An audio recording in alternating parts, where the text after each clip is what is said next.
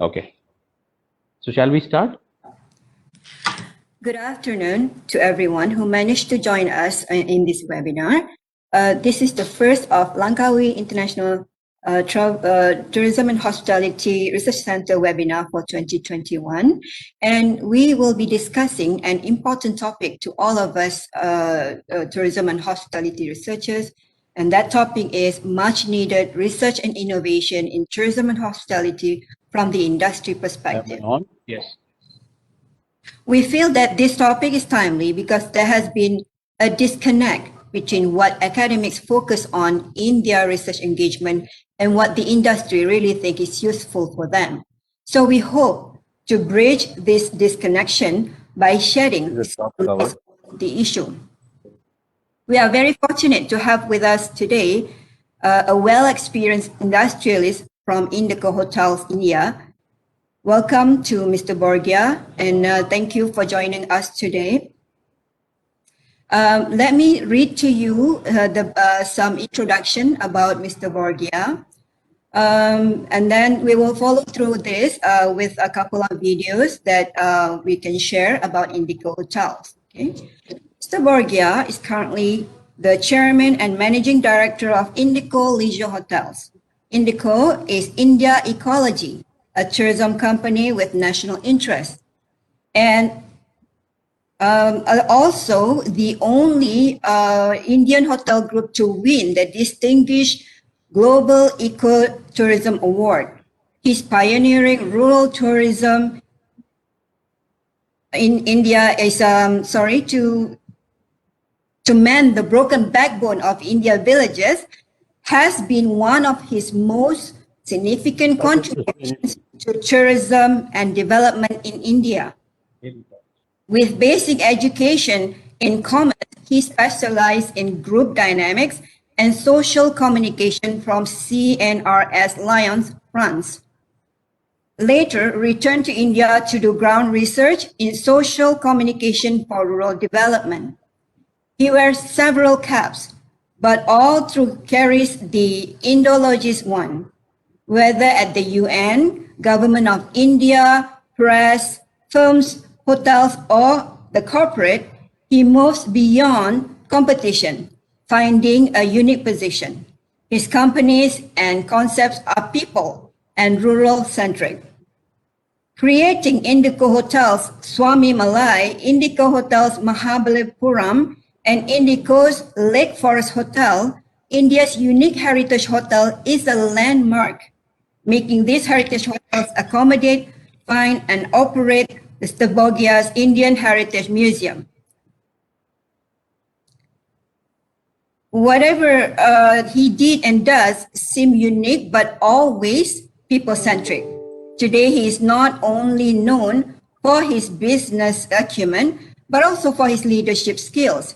He has authored several books and established several museums. Pigeons to Post, his coffee table book, recording the evolution of India postal history, won him accolades across the globe. This coffee table book was launched at Indiplex 2011, a global meet of postal institutions in New Delhi. Inaugurated by the President of India on 12 February 2011.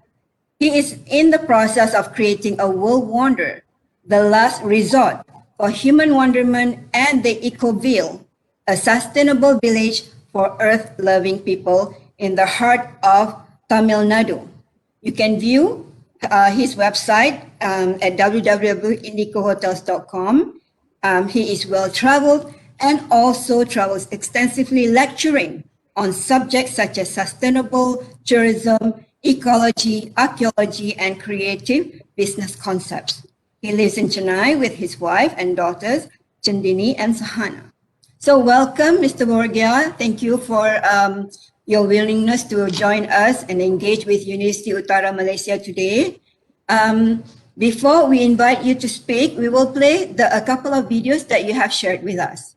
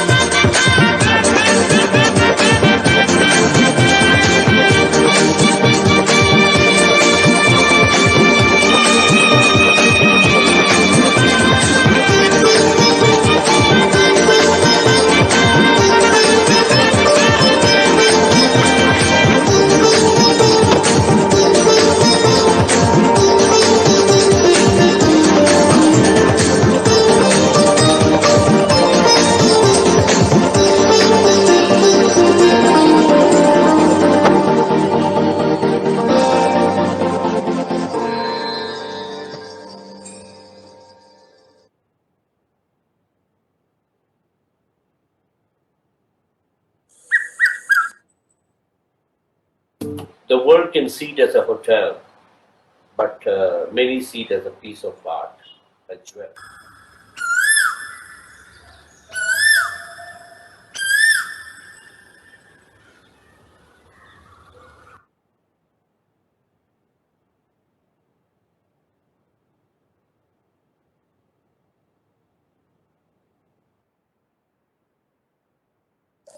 Okay, so before I invite Mr. Bahagia to start his speech, I would like to invite anyone who has a question to put their question in the chat forum so that we can address this question at the end of the session.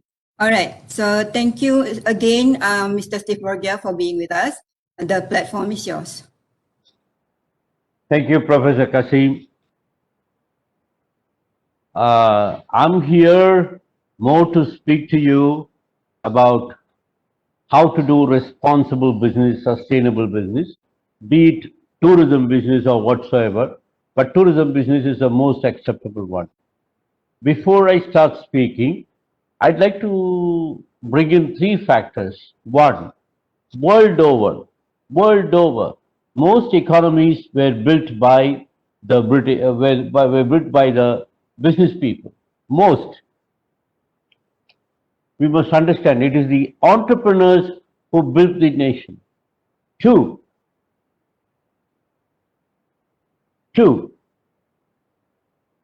businesses were not developed just to make profits and to make somebody rich. It was built for local development, for generating employment, for taking care of people, doing away with hunger, things like this.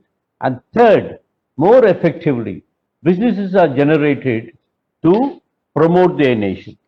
So that is where we as tourism people come to the forefront. Now, Indeco was just not a company started to do business, to just make a hotel company. No, Indeco is India ecology.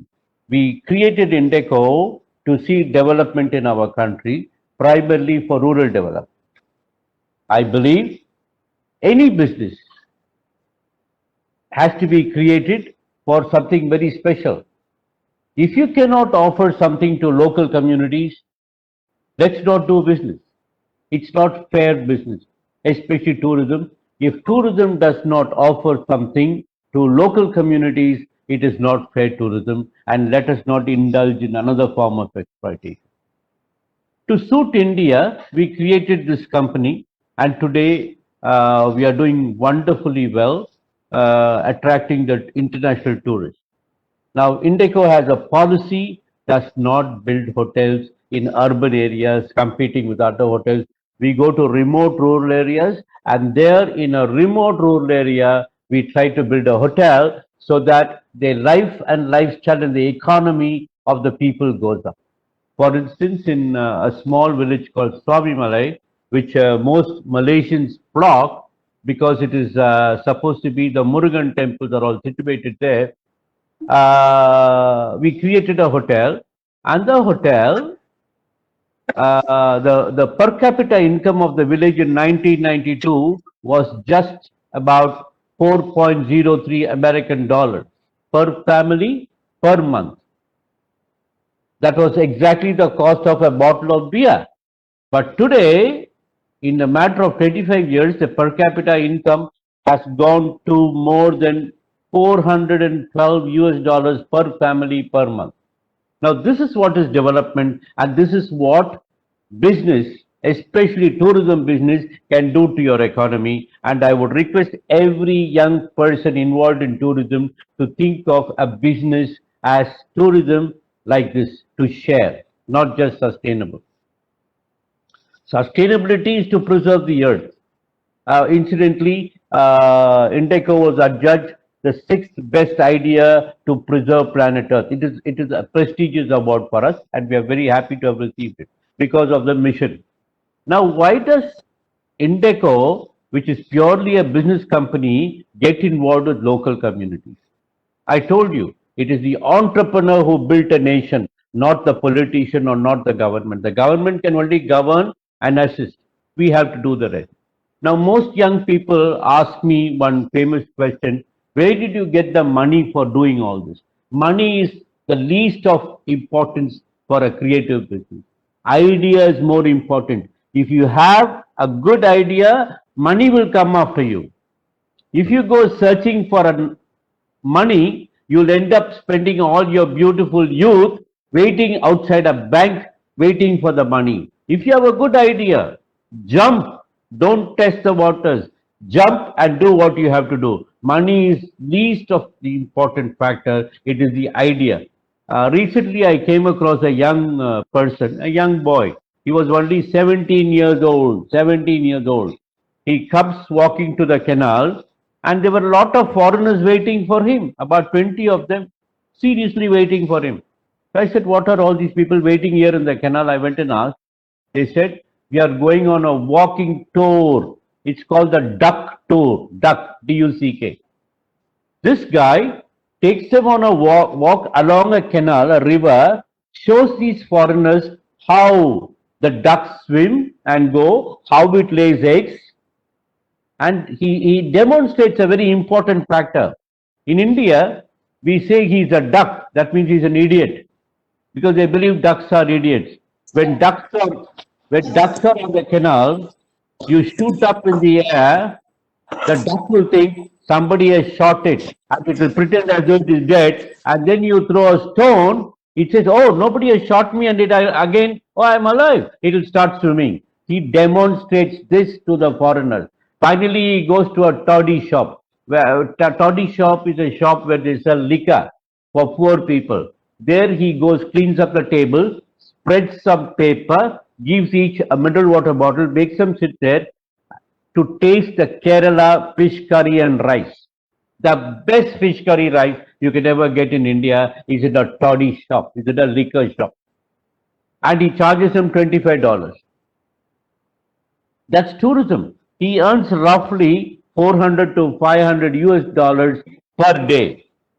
A simple boy, topless, just with a dhoti, he earns 400 to 500 US dollars per day. That is tourism.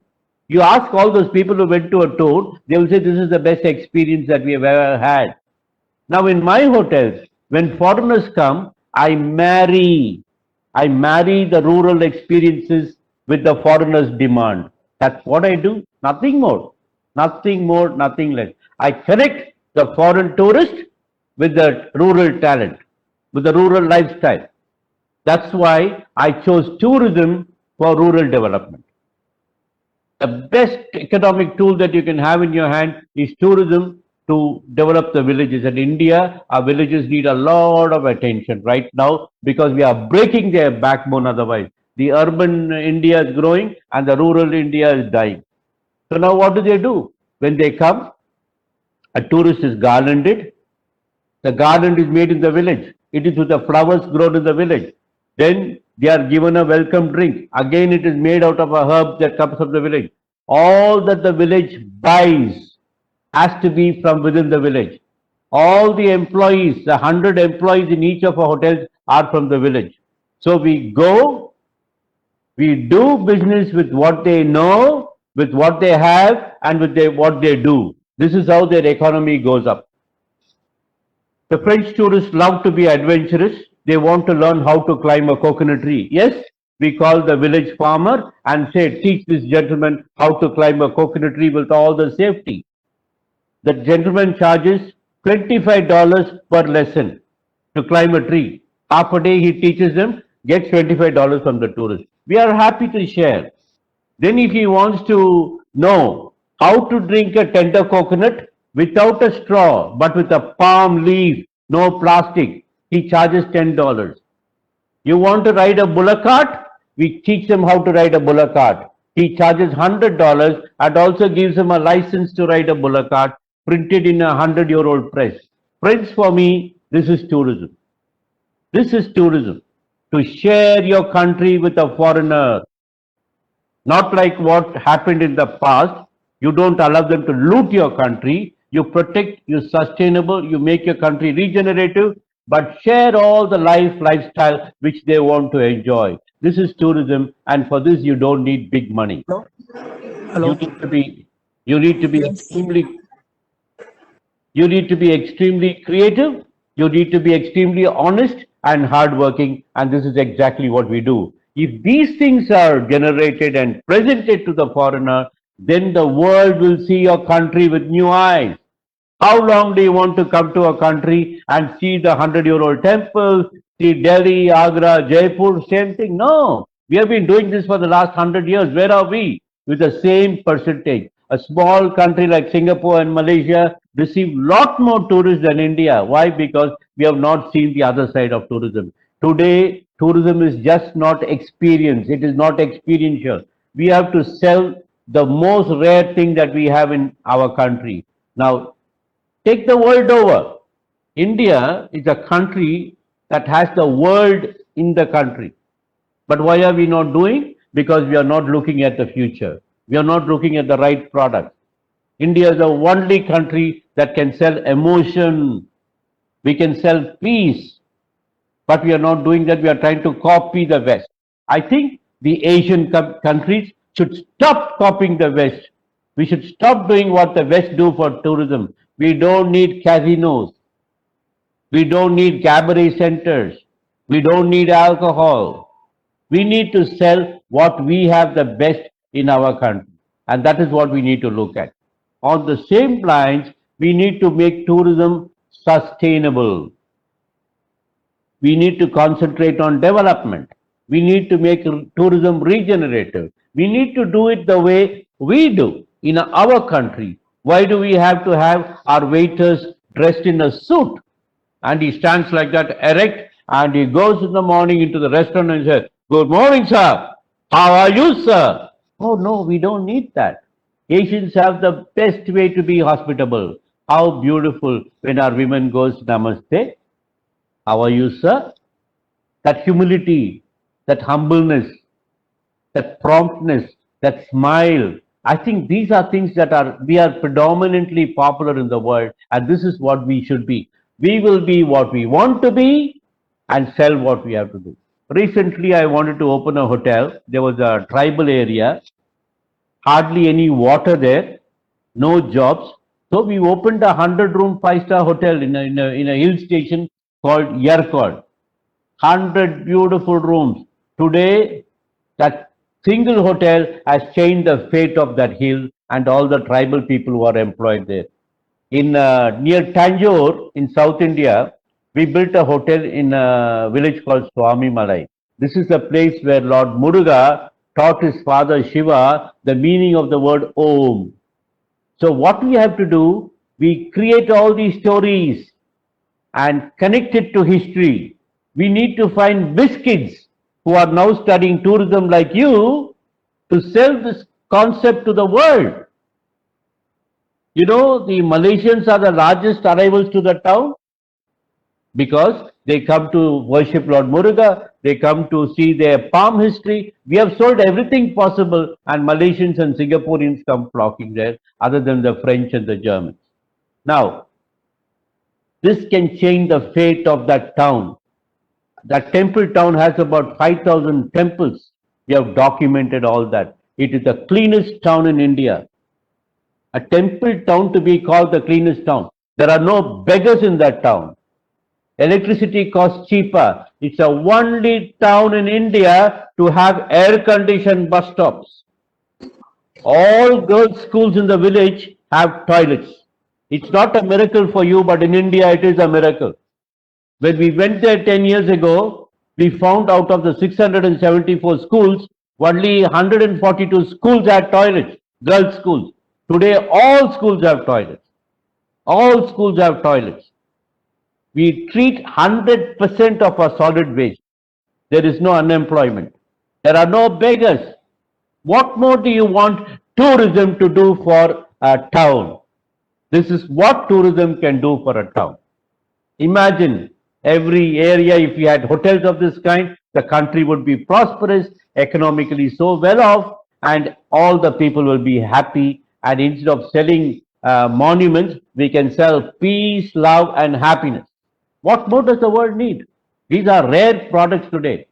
During Corona, the pandemic, recently done pandemic, every hotel had to shut down We had to pay salaries to staff. In country like yours, the government took over the pay scale. In our country, the businessman had to pay the salary with no business. We quickly saw what the country, the government is allowing us to do. They said, you can do marriages with not more than 50 people per marriage. We said, okay. We converted our conference hall into wedding halls and did marriages. Believe me, ladies and gentlemen, my March, April, May profit was more this year than the previous year. You need ideas. We need ideas. The government said after opening the hotel, you should not use your swimming pool. I have 2 swimming pools in my hotel. What do I do? The guests will say, okay, because it is a pandemic law that you should not use swimming pool. So we converted our swimming pool into fish pools, into fish tank, and we grew tons and tons of fish and sold fish every month to 4 lakhs. 2.5 tons of fish we grew and we sold it in the market. And fish became the staple food in that area. We made money. Of course, we had to pay salaries to our staff, take care of the people. This hotel has a common kitchen for the village. We have to share. We continuously share. Every room that we build in this hotel, we buy 1 cow into our farm. And the milk is not taken away by us 100%. We can take only 50% of the milk. The remaining 50% of the milk is kept there for the pregnant women in the village and the expecting women and the mothers who have delivered to come and take a cup of fresh milk for their baby.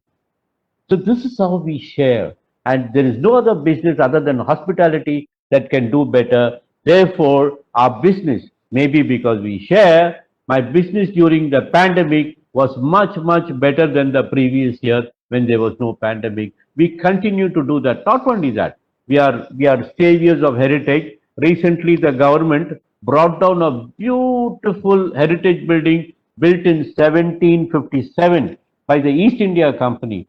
The official gold coin minter, Rajasthani, made that his residence. The government pulled it down. We went and staged dharna there. We could not stop. We went to the court. I lost the case in my state. Then we went to the federal court, the Supreme Court in Delhi. We fought the case. Again, we lost. But then we had a chat with the judge and we said why that building should be preserved. Finally, the judge ruled it against us and that guy pulled down the building. We negotiated with that contractor, bought the building, removed it stone by stone, a 4-story building, 1757, made it travel 400 kilometers and re-erected the palace there in Tanjore. So this is what we can do. As heritage lovers, we can do. Of course, UNESCO has given us an award as saviors of Indian heritage, but that is fine. Awards are fine. Keep them safe. But there are a lot of things that as tourist professionals, you and me have to do. So please, please, please, we are at a time when it's a golden period for humanity. Don't look at wars, don't look at pandemics and all that. It is a time of ideation. You have an idea, you can manifest it. You don't need education, let me tell you. You don't need education. You need to be very unique. Did anybody teach me, my mom, dad, how to make babies? No. That's the most precious thing, to make baby. I know it by instinct. So there is everything that God has given you and me by instinct. God is a good fellow. He's a good fellow. Believe in Him. Believe in your strength. Believe in your capacity to ideate and manifest that and create new products. New products not only for business, for tourism, for sustainable and regenerative business, and see how the whole world will come here to see Malaysia, India, Asia with new eyes. After all, we were so rich in culture, lifestyle and heritage that the whole world came here. Take India. The Mongols came, the Chinese came, the English came, the French came, the Dutch came. Why to India? To the whole of Asia. And they took so much of things that they wanted. We still have so much to offer the world, and the world is looking at it, and they are still coming, and we'll have to make a situation where more and more people will have to come and change the economy of our country. And that is my request to you. So think of new ideas, work hard, honest, and be humble and manifest every thought. We have converted villages into kingdoms. Villages that were starving for food today is so rich, so beautiful, and to be proud of. So this is what the youth should be able to do to Asia, and I request you to do that. I want to talk less, and I want to take more of your questions. If you have some questions, you can ask me now, because that is where you can personally benefit from this. And I invite you wholeheartedly, when you find time, to come to India in groups or as individuals, come and stay with us in our hotels and learn how we are doing business to develop our country. You can come here as intern, you can come here as college field program. All this, you're most welcome. Thank you. Thank you, Mr. Borgia. What I can take from what you have already shared with us just now is the need to focus more on experiential tourism as part of a way to make our products unique and attractive to foreign tourists. So yes, that's good. And also, I think also you shared something about thinking about how to preserve the heritage that we have, so that it becomes, it remains pure and it remains unique to people who, are new to our country. So that is good. It's, from the perspective of the academician, though, we are already, here in the university, and we are pressured actually to engage in the kinds of research that should be impactful to the industry. And to some of us, we have very vague idea of what this impactful research are, and how do we define it. So I think it is best if it is being described from the point of view of an industrialist like you. So what do you think, Mr. Stivordia? What do you think it means when they say, you must do impactful research? Research is a very important part of anything we do. Research is a very important part. But today we talk about research, but in the good old days, we talk about instinct, to be intuitive about what we are doing. They will say, look around and then do what you have to do. That look around has become research. Meaningful research is very, very important. But all the same, field research is what is going to show you the right way. And I think universities should help students go to the field and do their research, not research. Today I find a lot of people where my own daughter can sit Google and create a beautiful research document. Google can be wrong sometimes.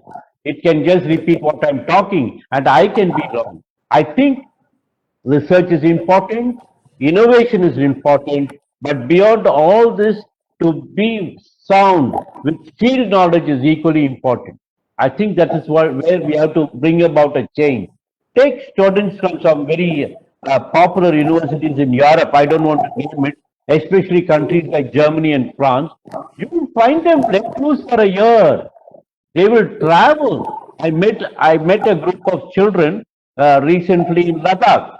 I said, what are you doing here? We are doing some research.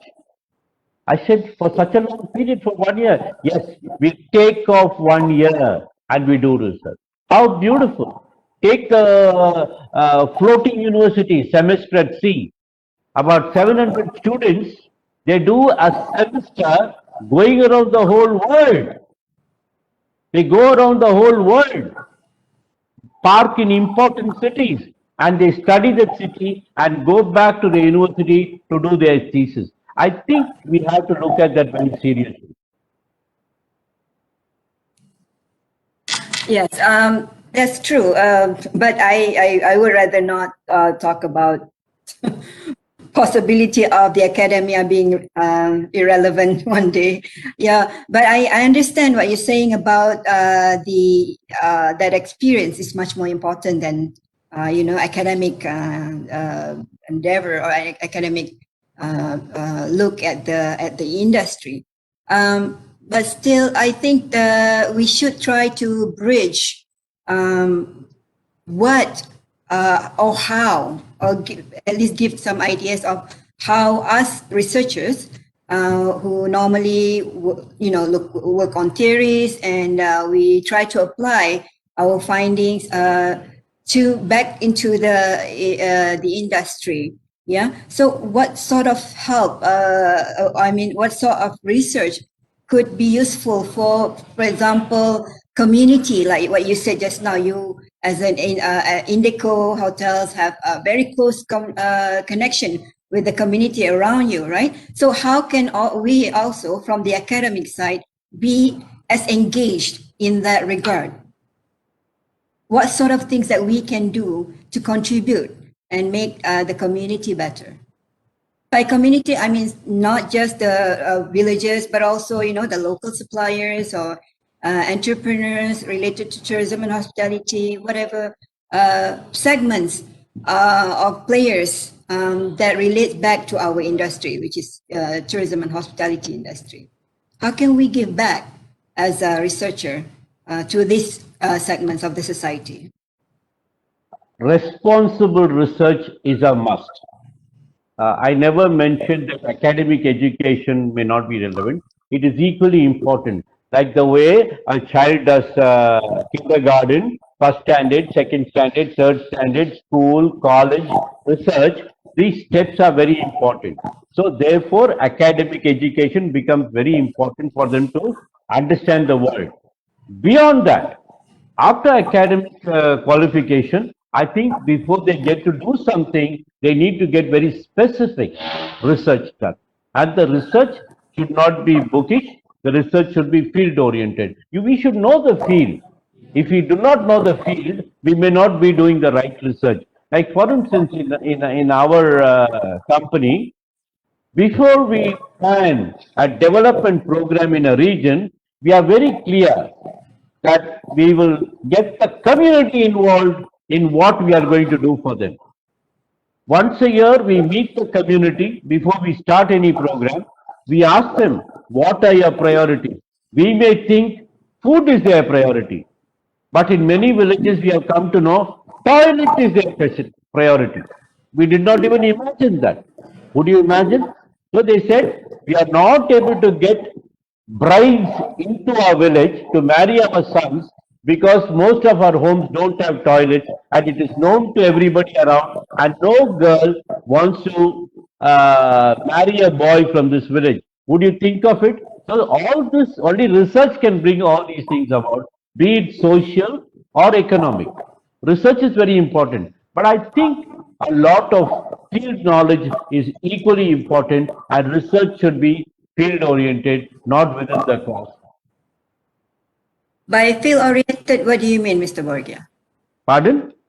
By the term field oriented, are you saying that it is based on the information that the target respondent give us, or the community give us, then we do research? So that means we work in backwards that way. Is that the idea? No, it's not working backwards. I think we should start it from the village, start it from the community, start it from the beneficiary. If you're doing something for leather industry, go to the area where leather is being produced and start your research from there. Creating the story at the field, at the community, at the respondent area is extremely important. And choosing the right respondent, taking the right sample is very important, or all our project will be based on something that is false. It can be false. What I talk can be false. What you look at can be false. So bestest would be to go to the community, to the respondent, take the samples from there and build from there. So whatever research finding that we do, whatever the planning happens after that will be fruitful and would be effective. Okay. From you have traveled the world, right? So from your experience and observation, how connected yeah, the word that I'm looking for is how connected. How connected are academic researchers today with the industry? I mean, do you think, I mean, at least from the context that you have seen, are they doing research that the industry needs, or are they heading that way, or are they far apart from, you know, what the industry needs? What do you think? And also give us some example. The advanced research that people are doing after their post graduation is field linked and industry linked, because the industry is sponsoring them and therefore they are giving back something, and it is all field linked and very effective, I should say. But what is happening in in universities and schools, it is not field linked.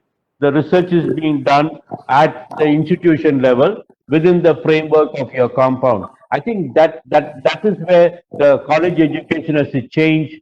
Even if you have to lengthen the program, the child should have the opportunity to go to the community, to go to the field and create the basic material from there. And then you're orienting them in the right direction. Otherwise, it can be highly bookish. We need to take them to the field. Because take me, if you ask me, who made you? Who made me? I said, travel made me. Travel made me. I used to travel right from my school days all alone. The next I would attribute it is to my teachers in school. They put the right things in my head. Books taught me a lot. Yes, I write a lot of books these days, but there were days when I was reading books like hell. I used to finish a book in one day, throw it, and go to another book. So all this has an impact on certain age, but it made me what I am today. It gave me fearlessness, it gave me guts, it made me innovative, it made me whatever I am today. But then understanding the field is very important. Imagine if I had to do to develop a remote rural area, I go put a cement factory there. I make a lot of money with cement, but that is not what I should do there. I'm destroying the village. The local people will fight with me. So therefore, field research becomes very important. What should we put? We did a lot of research to narrow down on the hospitality business as a tool, economic tool for rural development. We did a lot of research and arrived at hospitality. If we had not done research, I would have maybe gone and put something else there and failed head over heel, and I would not have won the hearts of the people who are living around. Yeah. Okay. Another question that I have is we are also increasingly being asked to align our research ideas or research projects to what is called Sustainable Development Goal, or SDG. I think you have heard of this. SDG is these guidelines that has been set up by United Nations to guide our sustainable development of, and it has been adopted by many countries in the world. So what sort of things that we should look at when we talk about sustainable consumption and production? For example, yeah, that's one of the SDG in terms of tourism and hospitality industry. This is an after effect of the Rio Environment Congress to keep the earth green. Unfortunately, it didn't take off in the right direction. So then we came out with a sustainable tourism criteria. Like India, we say STCI, Sustainable Tourism Criteria for India. So development concepts in every country is contained in this. It is this got broadly represented. Say no to plastics. Say no to this. Say yes to this and say yes to this. So every country is supposed to have its own criteria. But unfortunately, we have to do it so academically. This should have been the most natural thing to tell you, don't go and put plastic in the sea. This plastic envelope can float and go get into the mouth of one poor whale and cover the foot pipe. You know, the foot pipe is like this, and cover the foot pipe so that, or the wind pipe, and then the whale cannot, a huge whale can be killed by a small piece of plastic. So we have brought in all these concepts. World over we are trying to, but I don't think it is enough. We need to do a lot more than what we are doing, right from starting to cutting the trees to treating your waste. We are able to do it at a small level at one particular region. When one particular region is doing, why is India getting so polluted when countries like France and others are able to be a lot more sustainable? Asian countries are nearly 20 years behind. 20 years behind. We are killing all the birds, the trees are being cut, heritage buildings are being smashed, culture is being lost, lifestyle is changing, everything is happening. But we have reduced that. Everything is happening to a limited level.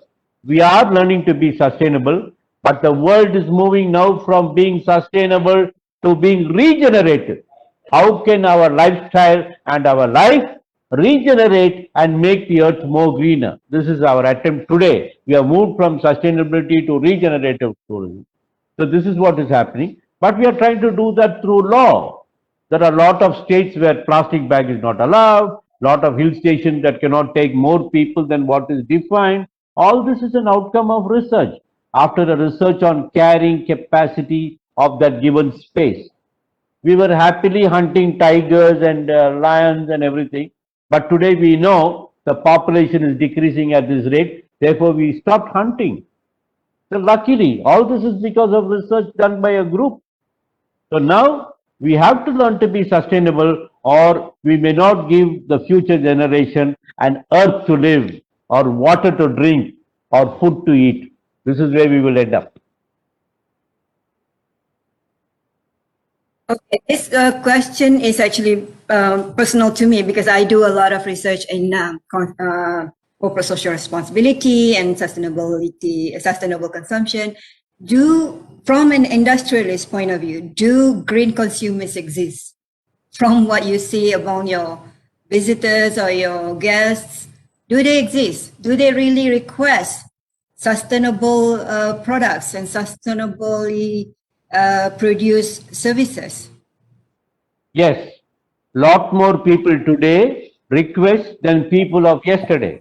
There are some especially the young people, they are very responsible. They are not only socially responsible, they are also very good friends of the earth. Recently, we had a girl and her mate, friend, who checked into the hotel, and she asked us, what about the soaps that you have in the room? Are they bio soaps? So the front office girl said, yes. Our soaps are made out of locally grown flowers. Then she had 21 questions to ask. Luckily, because we are a very sensitive company, we managed to fulfill 15. Then by chance I met her at the lobby. She even asked, is your vegetable organically grown?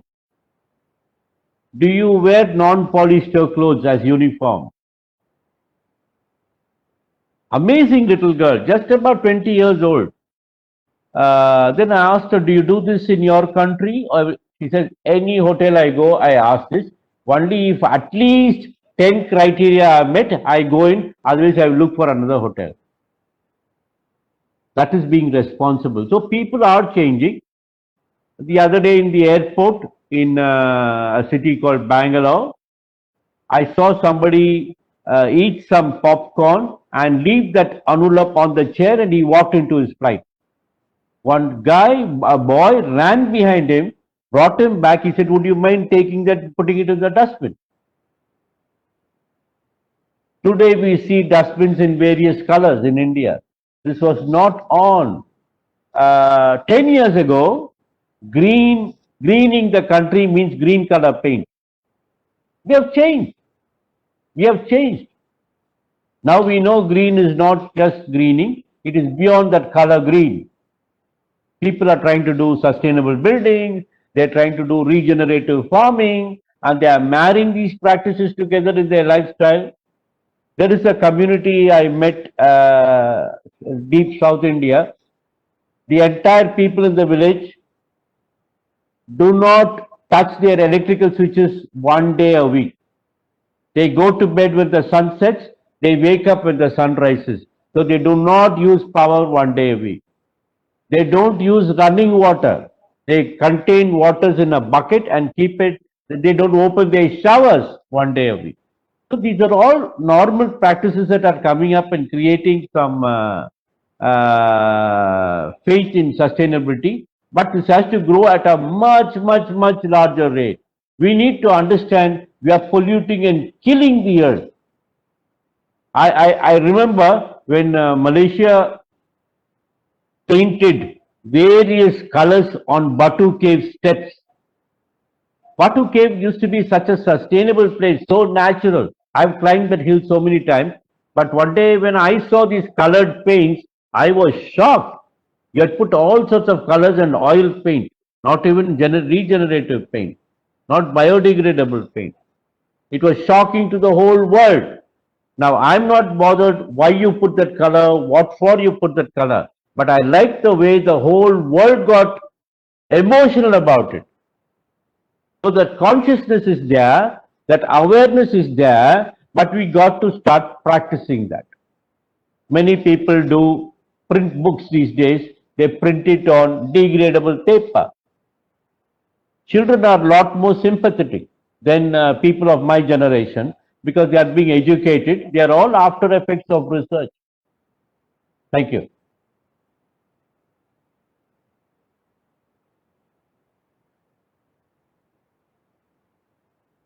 Hello. Oh, I'm sorry, there was a hiccup. Actually, we have come to the end of the event. The event has been set up for just 1 hour. So I would like to say thank you again, Mr. Steve Ordia, for sharing your wisdom with us, sharing your time with us.